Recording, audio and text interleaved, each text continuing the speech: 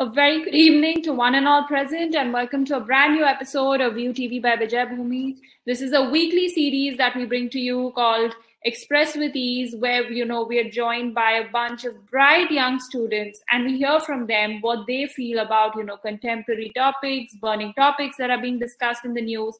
More importantly, we want to offer a platform to them where we can hear their views and where they can express their views freely without being judged. So we've had a bunch of episodes, and thank you so much to all our viewers because of the encouragement that we've received from all of you. We have now made this a weekly feature, and it's just lovely to see how many of you join us on a weekly basis, because that's what keeps us going to bring more and more content to you. Without further ado, let me introduce today's topic. It is a topic that I think is close to every youngster's heart. All of us at some point of time in our life or the other have always faced the struggle to get into your dream college, facing that entire pressure, be it your parents, be it your school. Everyone, once you're in 11th or 12th, is just talking about, getting into a good college and then your life is sorted. There's definitely a lot of pressure and stress that students in 11th and 12th face because of this huge monumental decision which they have to take, and all the hard work that they have to put in, if they're sitting for the competitive exams to get into their dream college. And that's what we're going to talk about today. That does college define your life? I mean, is it the be all and end all of it? Just because I don't get into a good college, does that mean that I am a labeled loser in life? And what is a positive take to it? While it's obviously very important to be in a good institution to get good quality education, but at the same time we need to balance it out and probably not feel so pressured and overburdened by so many expectations, because A, that hampers your performance, and B, also the various negative effects one faces ray their mental health. And as we can see nowadays, a lot of youngsters are battling with a lot of issues related to mental health, and a lot of them can be attributed to stress. Sorry. So this is what we're going to be discussing today. That does college actually define your life? And to discuss this, I think I can have no better panel than a bunch of youngsters who are very much sailing that boat, who can talk about it and tell us from their personal experiences that they're undergoing right now, that what is the kind of importance that should be attributed to getting into college. Is it really overhyped? What are the kind of battles they are fighting on a daily basis? I have a lovely, bright young panel that is joining me today from the SNBP school in Pune. Joining me today, I have Miss Arya Roth. I have Ayush Kulkarni who's joining me. I have Divyam Dholwani who's joining me. And I have Nivedi Jain who's joining me. Thank you so much, guys, for taking out the time and joining us today.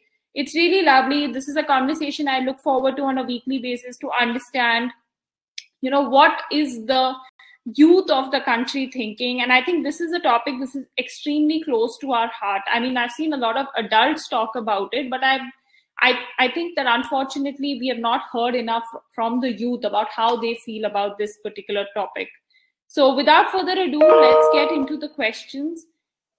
The first question that I think I have to ask you guys, that to you, how important is it to get through a good college? What is the sort of value that's attributed to getting through a good college? When you discuss with your peers, what are the kind of pressures they are facing when it comes to getting into a good college? So if we can start with Arya.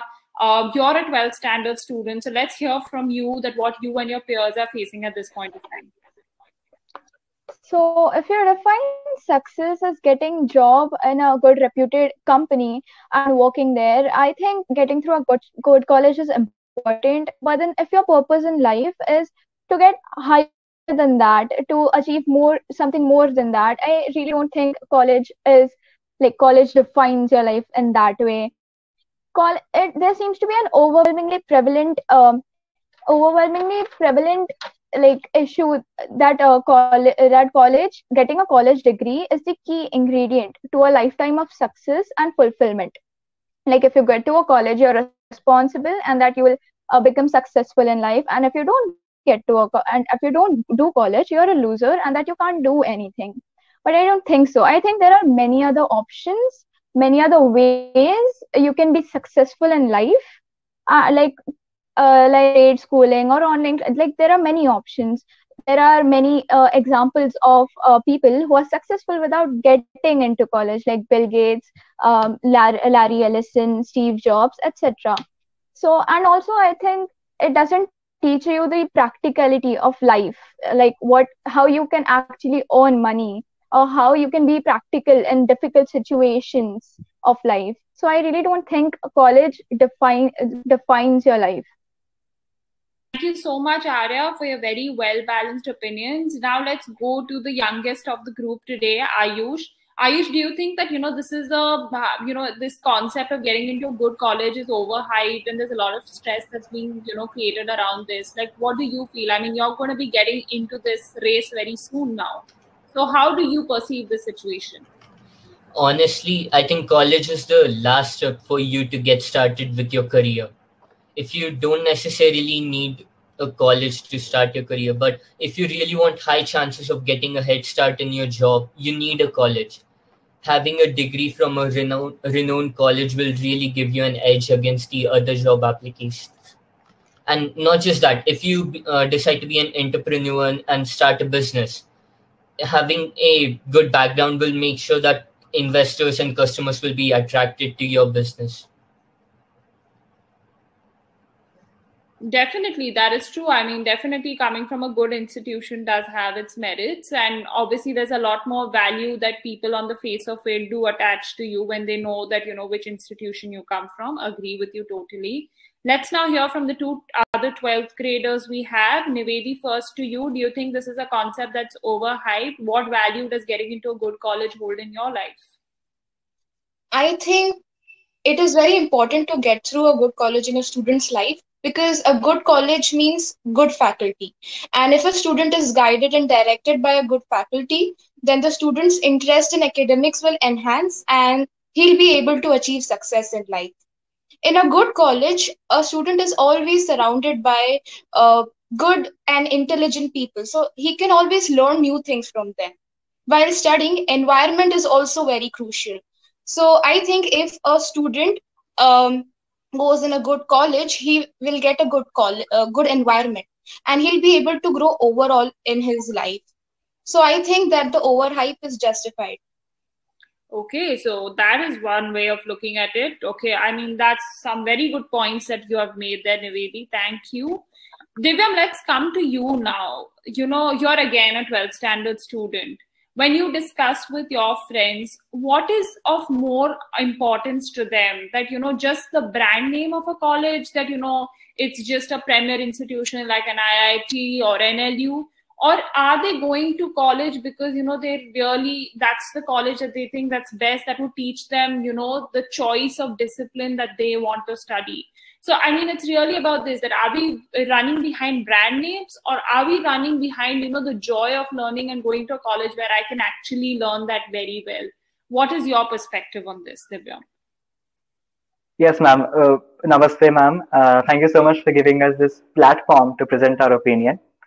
I would say that the practical world around us has set an equation that the brand value of a college is directly proportional to the success in one's life. It would rather assure you success in a shorter period of time. Well, the truth is that these colleges are today renowned, they have good brand value because they have earned it. They have earned it by their quality of service, quality of results. So, as you said, we have two cases out here. So, in case I get into a mediocre college, but the stream I want, the discipline of study I want. But down the line, we will still be in that herd struggling for job and opportunities. And you are expected then to remain at the top to get a good opportunity. On the same thing, case two will be that in case I get a good brand value college, but in a stream I don't have absolute interest in. But it is assured, it is guaranteed, it is practical enough to understand that those glorious years that you're going to spend in college, with amazing faculty, with a lot of extracurricular, with a very good environment, you will eventually develop interest and you will have a secure and a good future. So I think nowadays brand value counts more importance than the discipline of choice. That is very true, Divyam. That's a very pragmatic, I think, view, because you're right. I mean, unfortunately, there's so many expectations that one has to fulfill that people feel that it's a safer bet to go for a brand name than probably to pursue, a career or a stream of your choice. What about you, Ayush? Do you agree with that view, or would you want to take a different line of thought there? I think I'll agree with that, because no one really enjoys doing what they don't like. And it's not a good idea to make a career in something that you don't like just because you're paid more. Yeah, no, that's again true. And I think, I think the best example of that, and I always remember a movie that really did a good job of putting that across, was Three Idiots, which always said that, it's important to follow your heart and passion and not do something because somebody is like beating you down to do that. Because definitely, if you don't have an inclination and you're not passionate towards it, you're not likely to, actually excel, or more importantly, be happy in life, which is also very important, right? So now let me come to Nivedi. I'd like to know from you that what are the parameters for a student today, to choose a good college? Like, what are the things that the youth are looking for? Because I see that, choices are changing over generations and generations.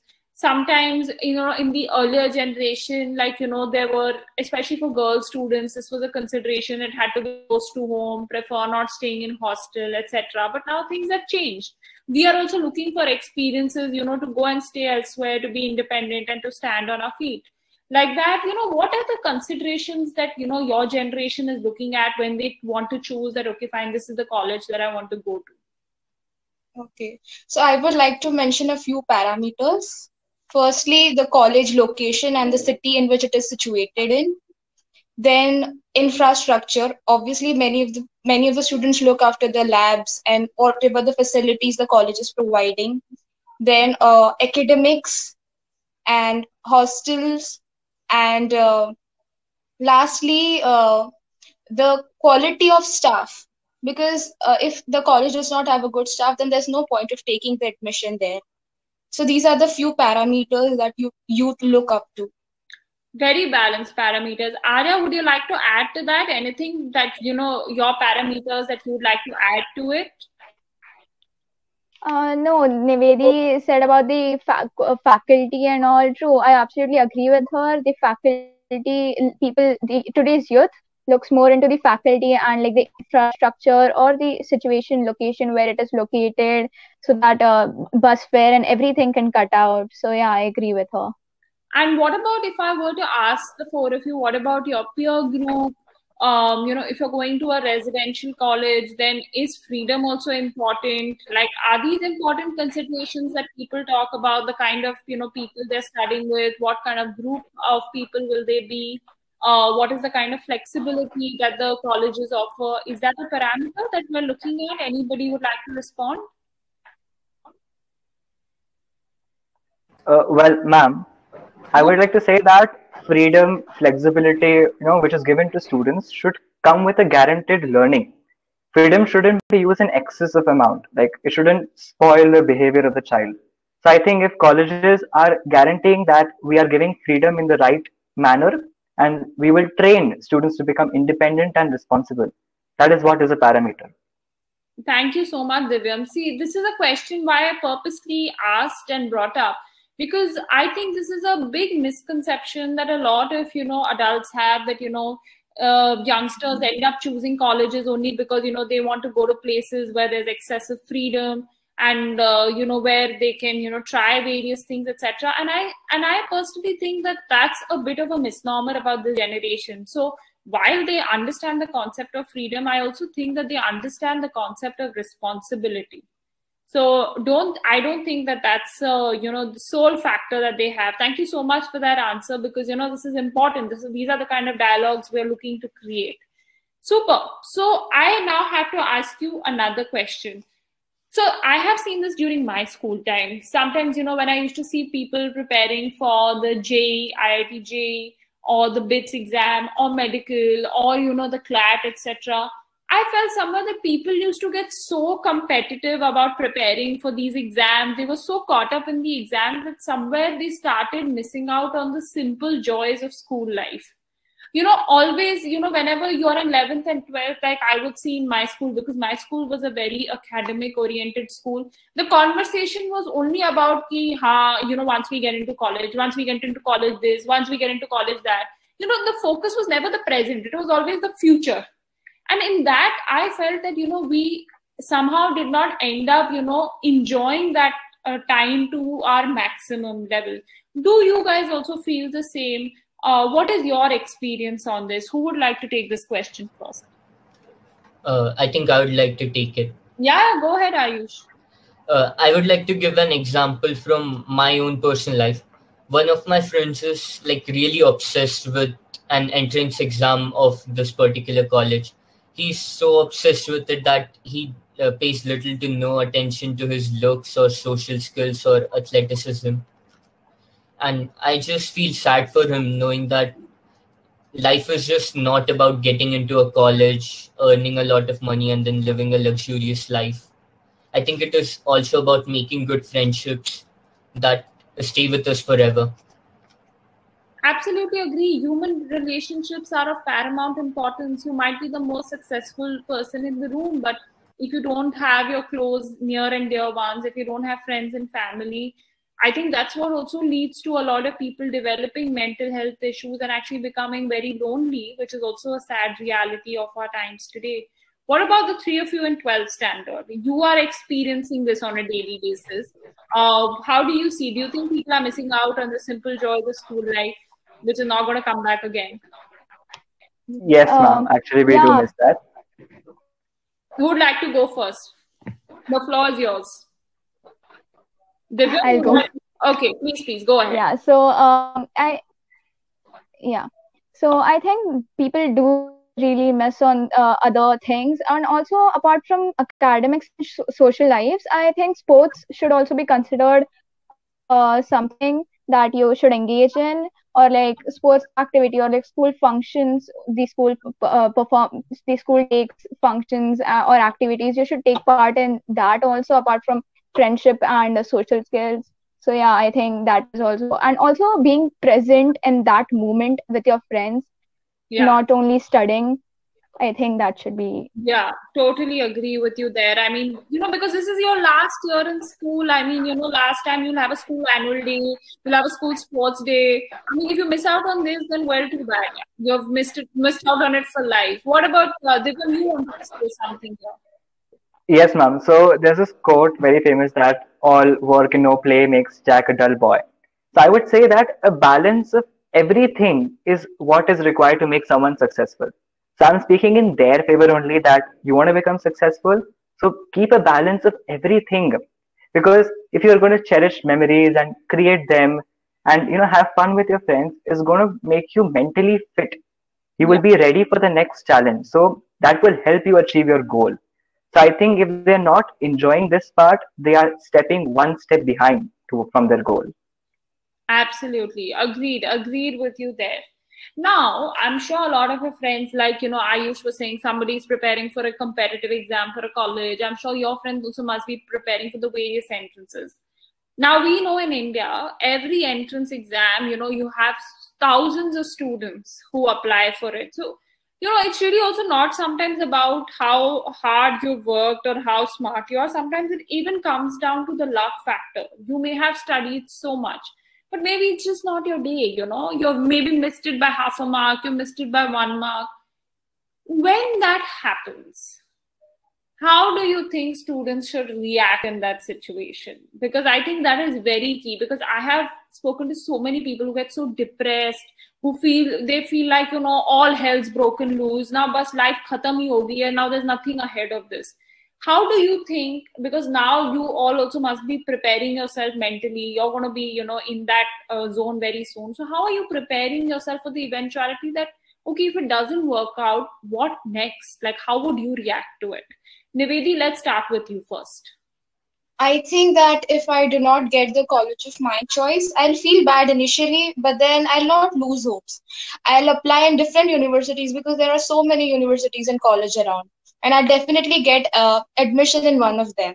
I'll become more determined and I'll work hard in that particular university. I will accept my failure and I'll work harder to achieve success. Lovely. That's a very positive way to look at it. Ayush, how would you look at it?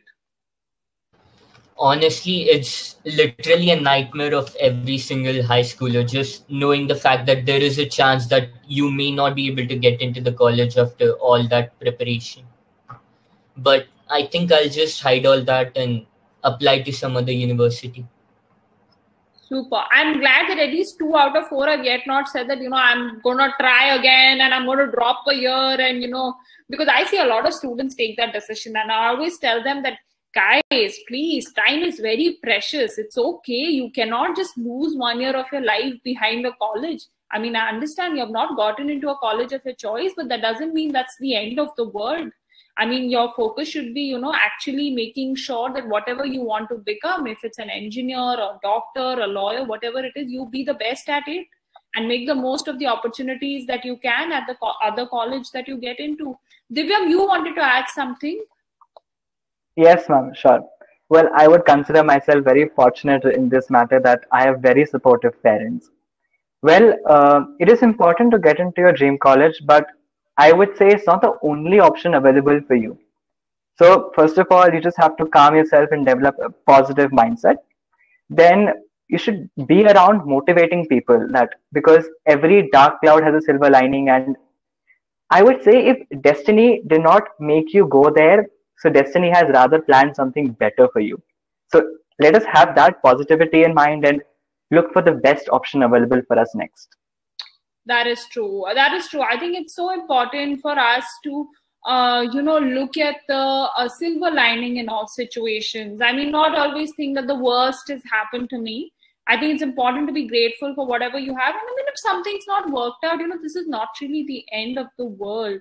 Like I think Arya was mentioning in her answer, there's so many of the, her first response, there's so many famous people who have actually not even completed college, are college dropouts, and who have done very well in life.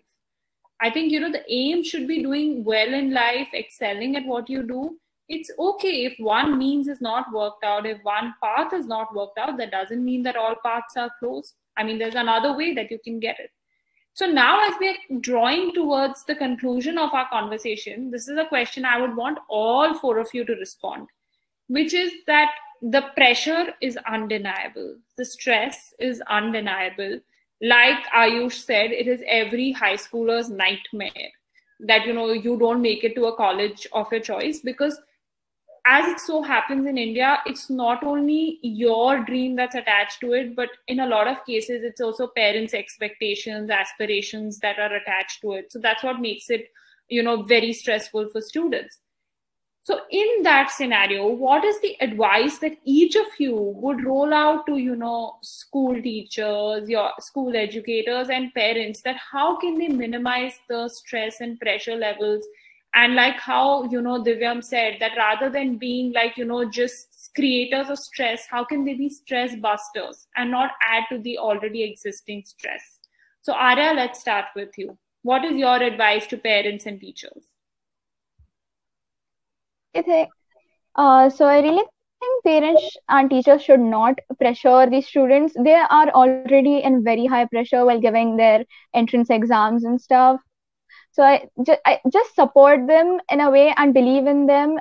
They'll perform better that way. Also, after, if not getting in an institution or your dream college, I don't think parents should like scold them or tell them to study again or work harder. I think because that way students can get into depression really easily. Students become depressed a lot really fast. So I think parents should see to that. Lovely, lovely. Thank you so much, Arya. What about you, Ayush? What are your thoughts? What advice would you want to what would you want to dole out to parents and teachers? I think I should say most of us are very lucky to have teachers and parents who never really pressurize them or scare them by saying things like, if you don't go in this college, your life is completely ruined or shattered to bits. they are usually all very supportive in everything we do, and that is what really gives us motivation to do our best. So that is how all teachers should be, just a little friendly, just a little casual. Super. Divyam, your parting words to the parents and teachers who have joined us on this conversation. I think we've lost Divyam. Until then, Nivedi, let's hear from you. What are your parting words? I think I completely agree with Arya. Communication is the way by which teachers and parents can reduce pressure. They should create open channels to them for, advice, suggestions. They should support the thought process of their students so that they do not get pressurized. And I think communication is the best way by which they can reduce pressure on their students.